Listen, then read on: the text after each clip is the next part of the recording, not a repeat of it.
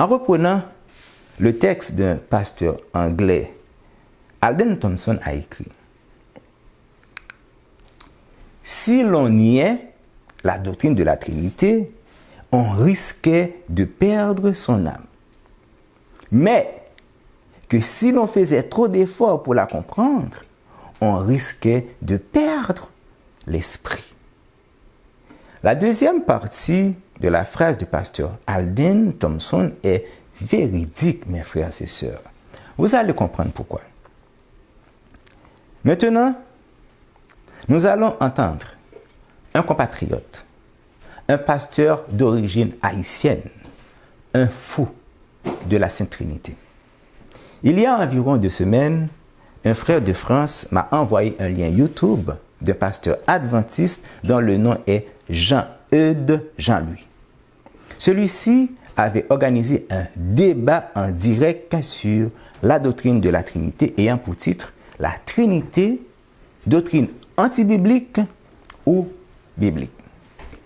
Ce pasteur qui pense comprendre cette doctrine a dit des choses insensées des Saintes Écritures, bien qu'il y avait de très bonnes interventions et de questions de la part de quelques personnes non trinitaires essayant de lui faire comprendre la gravité de ces hérésies. Malheureusement, il n'a rien voulu savoir et continuait à s'enfoncer dans sa conception erronée de la divinité.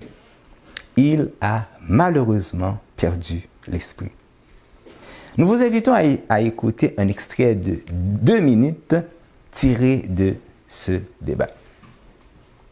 Moi aussi, peut-être dans le passé, je ne croyais pas en la Trinité, mais aujourd'hui, avec une étude approfondie, je vois que c'est biblique. Prends 6 chaises banou pour nous prendre l'évangile là. Nous allons battre 4 là ensemble. Nous allons mettre pâté chaud sur la table et dans le respect.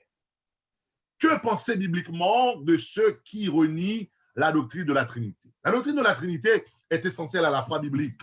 Virtuellement, toutes les autres doctrines du christianisme sont connectées à la Trinité.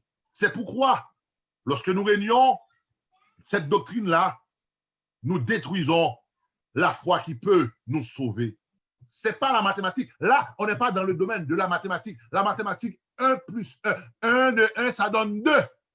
Mais dans la théologie biblique, 1 plus 1, ça donne 1. 1 plus 1 plus 1, ça donne 1. C'est clair pour vous? Ceux qui donnent leur adhésion au Christ avec une foi vivante sont baptisés au nom du Père, au nom du Fils, au nom du Saint-Esprit. Nous voulons rejeter nos connaissances, car tu dis, heureux les pauvres d'esprit, car le royaume des cieux est à eux. Très souvent, nous pensons être détenteurs des doctrines de la Bible, nous pensons être des connaisseurs, mais tu nous dis d'être à l'écoute au consolateur, car c'est lui qui nous conduit dans toute la vérité. Pouvons nous dire que ce pasteur possède tout son esprit? Non. Le théologien anglais avait raison de dire, si l'on faisait trop d'efforts pour comprendre la Trinité, on risquait de perdre l'esprit. Pasteur Jean-Eudes, lui, a déployé beaucoup d'efforts pour essayer de comprendre et d'expliquer cette mathématique insensée. 1 plus 1 plus 1 égale 1. Pasteur Jean-Eudes a perdu l'esprit. Pour lui, les êtres célestes ne savent pas compter. Ce pasteur, se trouvant dans un état d'ivresse, a dit que la Trinité est essentielle dans la vie du chrétien. Elle est la foi qui sauve et toutes les doctrines du christianisme sont connectées à elle. Prions pour lui afin qu'il puisse retrouver l'esprit avant qu'il ne soit trop tard. Parce que ce pasteur adventiste est ivre du vin fort de la Babylone religieuse et son ivresse lui a rendu fou. Pasteur Jean-Eudes a associé sa Sainte Trinité aux Saintes Écritures, laissant croire à ses auditeurs que la doctrine de la Trinité n'avait pas été effectivement inventée par l'Église catholique. tout en affirmant que les disciples et les apôtres de Jésus y croyaient fermement et la servante du Seigneur était aussi trinitaire. Voici ce qu'a mentionné Jerry Moon, adventiste trinitaire et co-auteur du livre de Trinity. La plupart des dirigeants pionniers adventistes n'étaient pas trinitaires dans leur théologie qui est devenue une histoire adventiste acceptée.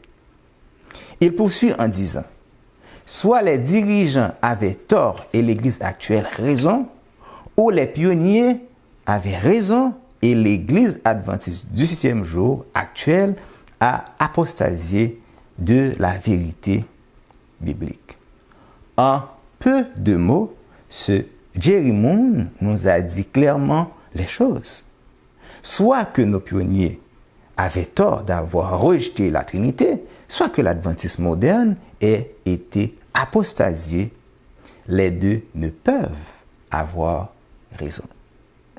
C'est pour cela, dès le début du partage, je vous avais mentionné que vous avez un choix à faire.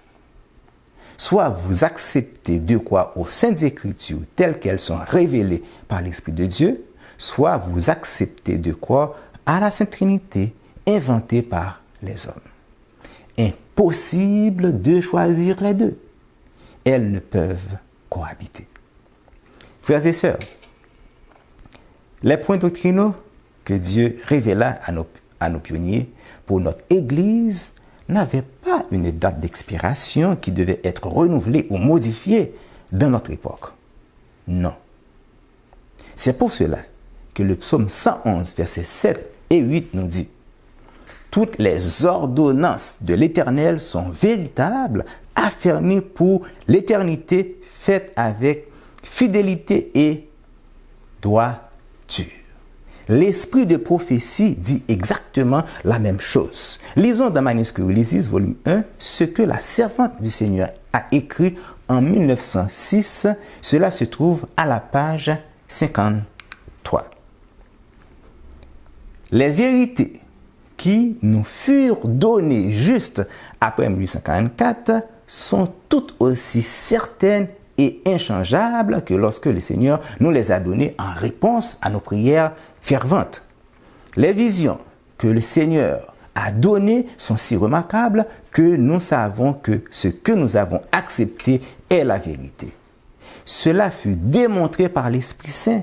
C'est la lumière, la précieuse lumière de Dieu qui établit les points principaux de notre foi tels que nous les tenons aujourd'hui.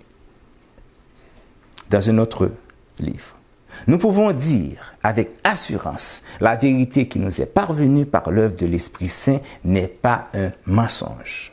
Les évidences qui nous furent données durant le demi-siècle passé témoignent de la puissance de l'Esprit Saint. De Paulson Collection of Ellen G. White Letters, page 257. Maintenant, de Upward Look, page 352, le 4 décembre 1905. Pour toujours, nous garderons la foi qui fut confirmée par le Saint-Esprit de Dieu. Depuis les premiers événements de notre expérience jusqu'au temps présent. Mes frères et sœurs, cela prend absolument la vérité si nous voulons être sanctifiés. Il n'y a pas de sanctification si nous approuvons des doctrines erronées comme la Trinité. Cette doctrine est démoniaque et diabolique. Romains 15, verset 4 nous dit « Tout ce qui a été écrit d'avance l'a été pour notre instruction, afin que par la patience et par la consolation que donnent les Écritures, nous possédions l'espérance. » Chers amis, il n'y a pas d'espérance dans la Sainte Trinité. Frères et sœurs, choisissons les Saintes Écritures. Cette lumière étincelante qui perce l'obscurité, qui conduit nos pas et qui nous fait discerner les pièges du malin. Que le Seigneur vous bénisse. Amen. Amen.